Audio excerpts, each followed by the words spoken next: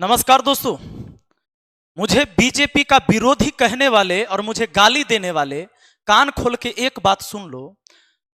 मोदी जी के रैली में 200 रुपया 300 रुपया मिलता है, तब बहुत ऐसे लोग हैं जो रैली में शामिल होते हैं। चाहे कोनो पार्टी के रैली में पैसा लेता है तब जाता है, चाहे वो आरजेडी वाला में हो, चाहे कांग्रेस वाला में हो, चाहे बीजेपी वाला में हो, पैसा लेता है तब जाता है। मोदी जी प्रधानमंत्री इस देश के, तो उनको हमने प्रधानमंत्री माना था। और तुमको पता है जहिया हमारा खाता में सिर्फ 1,23,000 रुपया था ना, ऐसे 4 साल हो गया होगा ना जी, 19-20 की बात है।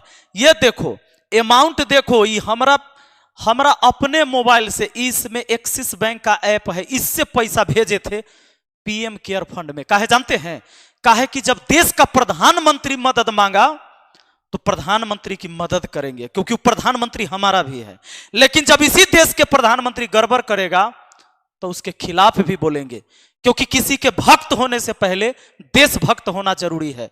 अगर ये मर गया है अंदर से जमीर, तो तुम मुझे फिर गाली दे के जाओगे और जाओ तुमको जहां जाना है। और नहीं तो अगर तन को ताकत है, तन को सेंस है, तो एक बार वीडियो देख के जाना। सुनो, ये जो अमाउंट देख रहे हो ना, 1 लाख है। हालांकि इसको अगर तुमको दिखता नहीं है, अंधभक्त हो, तब तो तुमको 1 करोड़ दिखेगा। यहाँ दशमलव है, 2 जीरो के बाद इधर दशमलव है यहाँ, तो ये 2 जीरो हट गया, दशमलव के उधर वाला का कोई वैल्यू नहीं रहता है। अब देखो, इकाई दहाई सैकड़ा हजार 10,000 लाख, 1 लाख रुपया डोनेट किए थे हम पीएम केयर फंड में। काहे जानते हैं? काहे कि मोदी जी बोले कि अब वैक्सीन बनाना है, देश को जरूरत है, इसलिए जिससे जितना हो सके प्लीज दान कीजिए। हमने दान किया। ये देखो अकाउंट नंबर देखो, पीएम केयर्स 2121 PM 2022। ये IFSC कोड है उनके अकाउंट का, पीएम केयर फंड जो ट्रस्ट बना उसका। और देखो ये branch name new Delhi main branch.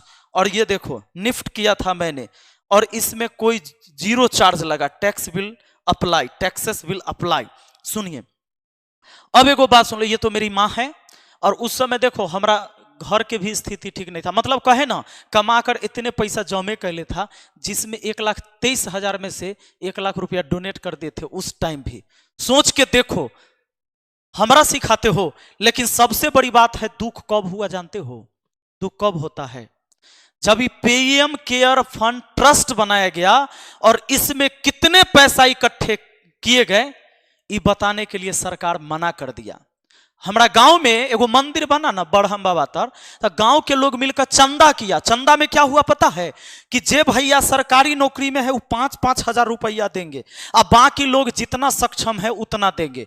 तो कोई ज्यादा दिया, कोई कम दिया, और नौकरी वाले को फिक्स किया गया कि 5,000 चंदा देना है। तो गांव के हमारा जो 5 गो युवा मिलके पैसा जो वसूल किए, सब जगह जाके चंदा इकट्ठा किए, तो सबके लिखाया कि विजय कुमार, रोहन कुमार, रोहित कुमार, राकेश कुमार, मोहन कुमार, जितना है उस सब के नाम लिखाया कि कौन कितना कितना दिया। अब पूरा गांव के लोग बैठा, और लोग बैठा में फिर हिसाब किताब हुआ। 1 रुपया दाएं बाएं नहीं, कितना खर्चा हुआ, कितना पैसा आया, इस सारा गांव के सामने। और कल 10 साल बाद भी अगर कोई पूछ देगा कि कितना खर्चा हुआ था, कितना बचल है, तब भी हमारे गांव के लोग वो रजिस्टर खोल के बता देगा। बताए समझ में कि सारा के सारा पैसा हमने खर्च कर दिया जितना चंदा इकट्ठा हुआ। लेकिन ऐसा नहीं किया गया। पता है आपको? नहीं पता है? आइए ना, अभी बताएंगे हम आपको। सबसे पहले जान लीजिए, नहीं पता है तो ये बतवा जान लीजिए, ना तो आपका दिमाग खराब हो जाएगा। जब कोरोना 2019 कोविड-19 नहीं, तो जब ये कोरोना आया तो उस समय शुरुआत में क्या था कि अपने पास सरकार फंड नहीं बना रखी थी कि इस पर खर्च करना है, क्योंकि महामारी है। एकाएक आया तो बजट तुरंत जखनिए तखनिए बजट थोड़े बन जाता है। तो उस समय 27/3/2020 को मोदी जी एक अपना अकाउंट बनवाते हैं, और अकाउंट बनाने के बाद पीएम केयर ट्रस्ट बनाए, जिसमें अपने वो चारों बापते मेन रहे। समझ गए होंगे चारों बाप तो कौन कौन है। और उसमें पैसा देखो, 27 तारीख को बना ना, और 27 को अकाउंट खुला, और देखो कितना फास्ट हम 30 तारीख को पैसा ट्रांसफर किए। यहां पर 30/3/2020 आधा कट रहा है, 30/3/2020 को ही हम पैसा ट्रांसफर कर दिया अगले 3 दिन में। इतना फास्ट कोनो काम होता है जी? वही दिन पंजीकृत हुआ और 30 तारीख को हम पैसा डोनेट किए हैं। अब सुनो, 27/3/2020 को पीएम केयर फंड का पंजीकृत हुआ। 2020 से 2021, इन नॉलेज के लिए भी है तुम्हारे लिए, 10,990 रुपया 2020 से 2021 में 10,990 रुपया करोड़ इकट्ठा। 10,990 करोड़, 10,990 करोड़ रुपया इकट्ठा हो गया, जबकि खर्चा किया गया 3976 करोड़ रुपया बस। यानी सिर्फ 1/3 खर्चा हुआ। यानी 300 रुपया आया ना, तो 100 रुपया के लगभग खर्च किया गया इस पैसा से।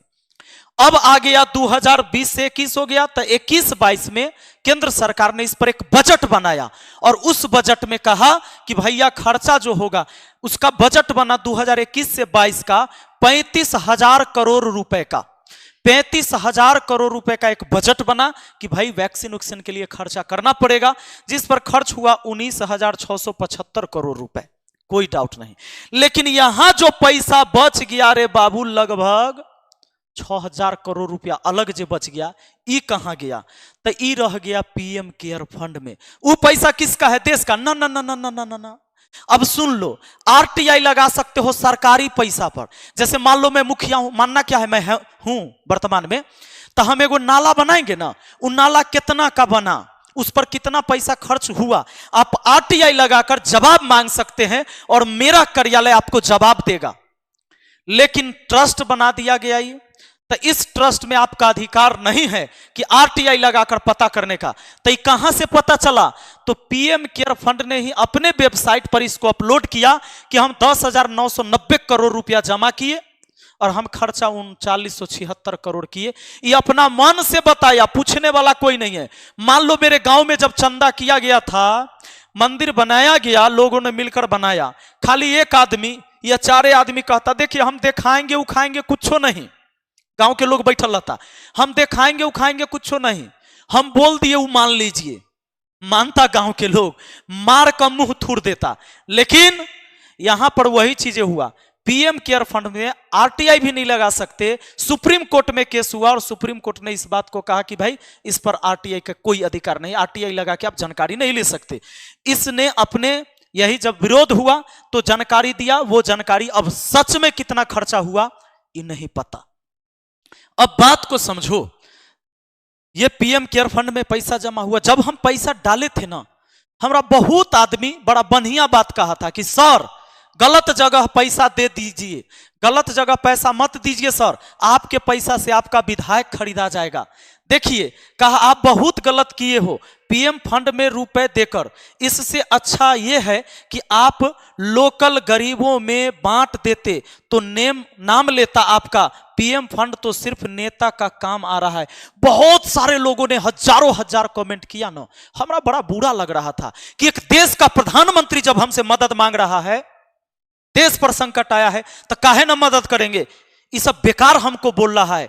लेकिन बाद में समझ में आया कि जब इस चंदा के बारे में लोगों को नहीं बताया गया, गुमराह किया गया, इस पर आरटीआई भी नहीं लगाया जा सकता है, तब मुझे लगा कि बहुत बड़ा सच में गलती हो गया है। अब वो पैसा कहां खर्चा होगा इसकी भी जानकारी तुम नहीं ले सकते हो। ए भाई, हम देशभक्त हैं, अंधभक्त नहीं हैं। अब सुनो, उस समय इस आदमी का बात हमको बुरा लगता था जो कमेंट करके सलाह देता था। जैसे हमार बात आप लोग को बुरा लगता है, बहुत लोग को लगता है ना, बुरा लगेगा, बुरा वैसे हमको उस समय लगता था। अब ये कोरोना वैक्सीन जो बना है, अभी आपको पता चलेगा, ये जो वैक्सीन बना, अभी कुछ विवाद चल रहा है। आपने देखा कि एस्ट्राजेनेका का बयान, कहा हमारी सहानुभूति है। किस बात के लिए, किस बात के लिए आपको पता है? कोविड शील्ड वैक्सीन के साइड इफेक्ट पर सामने आया एस्ट्राजेनेका का बयान, कहा हमारी सहानुभूति है। कहा कि भाई साइड इफेक्ट हो रहा है ना, ब्रेन हेमरेज हो रहा है, हार्ट अटैक आ रहा है। अगर आपके साथ कुछ हो जा रहा है तो भगवान आपके आत्मा को शांति दे, हम इस बात से बहुत दुखी हैं। कहा गया कि यह पहली बार नहीं है जब एस्ट्राजेनेका ने कोविड वैक्सीन से जुड़े दुष्प्रभावों की बात स्वीकारा है। यह पहली बार नहीं है। ब्रिटेन की एक अदालत में कंपनी के खिलाफ 100 मिलियन पाउंड का मुकदमा चल रहा है।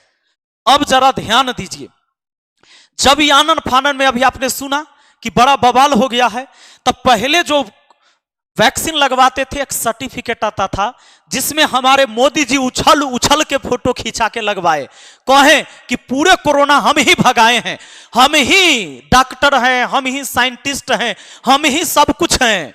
हमने भगा दिया, फोटो उन्होंने सब जगह चिपका दिया।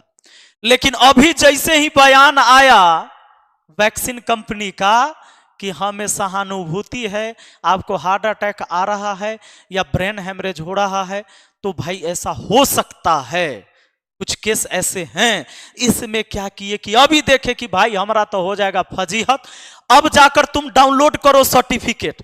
अब पीएम जी का फोटो नहीं है, नरेंद्र मोदी जी वहां से फोटो गायब करवा दिए। और इनके हवाले से क्या जानकारी दिया गया पता है? जानकारी यह दिया गया कि आचार संहिता लागू हो गया है, चुनाव है, इसी के चलते फोटो हटा दिया गया है। जबकि इससे पहले भी आचार संहिता, चूंकि चुनाव हुआ ना भाई, 5-6 राज्य में चुनाव हुआ है ना, वहां तक तो डाउनलोड हो रहा था।